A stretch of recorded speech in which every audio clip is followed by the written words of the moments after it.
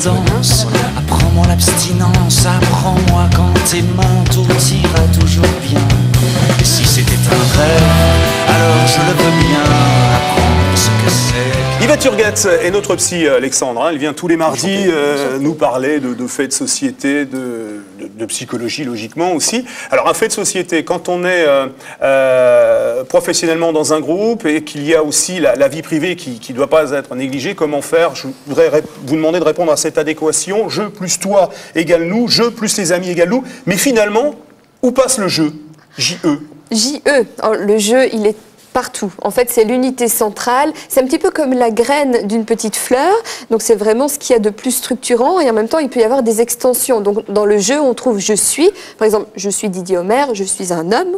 Je suis présentateur, je suis père de famille. Donc, l'un n'empêche pas l'autre. Hein, ça peut se combiner, se compléter très bien. Il y a aussi là, je pense, je crois, je fais. Donc, il y a plein de choses comme ça. Et du moment où la personne garde, malgré ses appartenances et malgré ces extensions-là, garde une certaine autonomie.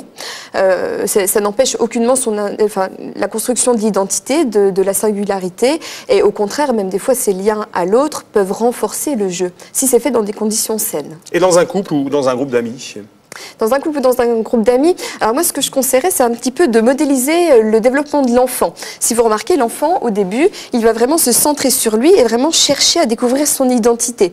Alors vous, est-ce que vous savez quelles sont vos valeurs précises? La famille, la générosité, la réussite, je ne sais pas. Quels sont vos besoins essentiels? Je ne sais pas, passer du temps avec vos enfants. Ou, voilà. Très important. Voilà. Donc vraiment se connaître, savoir vraiment aussi qu'est-ce qui vous apporte de la joie, du bonheur. Finalement, trouver son chemin. Et du moment où on a vraiment sa structure, ses fondations de sa maison à soi, peu importe après les murs qu'on met, la tapisserie, etc., voire même les concessions, du moment où on garde vraiment ça, c'est très important. Et ce n'est pas être égoïste que de vraiment chercher sa propre identité, c'est ce qui va nous permettre d'être bien avec les autres. Et au contraire, c'est de notre responsabilité. Pourquoi le cercle d'amis a-t-il tant d'importance aussi dans une vie de couple?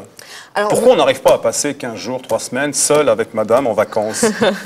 Oh, c'est quand même possible. Oui, c'est possible. Rassurez-moi quand même. En fait, bon, sérieusement, quand on construit un couple, hein, on le fait sur des bases de partage, on a un projet commun, souvent, n'empêche que le couple ne répond pas forcément non plus à tous les intérêts de vie, à tous les désirs des deux partenaires.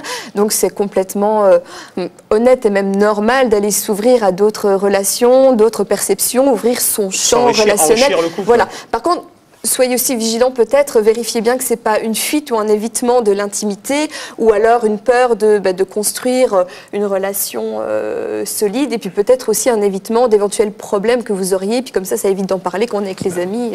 Alexandre, comment ça se passe? Parce que vous êtes sur scène depuis 10 ans, pratiquement, donc en tournée depuis 10 ans, plus de 500 concerts. Comment ça se passe, la vie de groupe et la vie de famille? En quelques mots, est-ce que vous arrivez à tourner avec vos moitiés, si je puis dire, entre guillemets?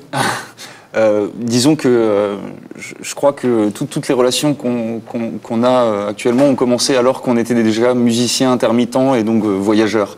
Donc du coup, la base était posée. C'est pas comme si on était devenu musicien dans un groupe après avoir entamé une relation. Donc du coup, ça crée moins de tension et le partenaire est au courant. Donc, et la présentation de madame au reste du groupe, ça s'est bien passé? Oh oui, ça se passe toujours bien. Revenons à notre thème. Et si les amis deviennent un petit peu trop envahissants? Alors justement, comment leur faire comprendre sans casser les relations amicales qui sont très importantes? Alors, je vous propose une petite technique qu'on appelle la communication non violente. Alors, il y a 4 points essentiels. Ça commence par l'observation, comment transmettre le message. Donc déjà, observer de façon objective.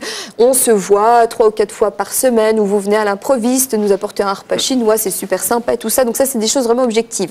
Après, c'est le ressenti, l'émotion. Quand il y a trop de monde à la maison, par exemple, Paul et moi, on est un petit peu en manque d'intimité, des fois ça nous peine un petit peu. Là, c'est votre ressenti, donc les autres ne peuvent pas aller à l'encontre de ça. Ensuite, ce seraient vos besoins. Nous sommes un jeune couple, on a besoin de prendre le temps de se découvrir, de se construire, etc. Donc ça, c'est un besoin et ça vous appartient aussi. Donc les autres ne peuvent pas trouver une faille pour rentrer dans le conflit. Voilà. Donc ça, jusque-là, c'est tout à fait OK. Et après, vous terminez par votre demande. C'est à l'avenir, est-ce qu'on pourrait se fixer toujours régulièrement, mais avec un petit peu plus d'espace peut-être? Par exemple, est-ce qu'on peut se revoir dans 15 jours? On se revoit une super soirée. Quand on termine, c'est bon, on se revoit dans 15 jours. Voilà. Tu nous téléphones parce que le lendemain, la personne téléphone. On se revoit dans 15 jours. Voilà. Bah, nous, on va se revoir tout de suite. Mais voilà, c'est toujours pareil. C'est qu'on se sente sur ses besoins essentiels et qu'on en est sûr pour soi, ça passe tout de suite mieux. Voilà. Merci, c'est bien, c'est intéressant. Très intéressant. Voilà, merci beaucoup. On va découvrir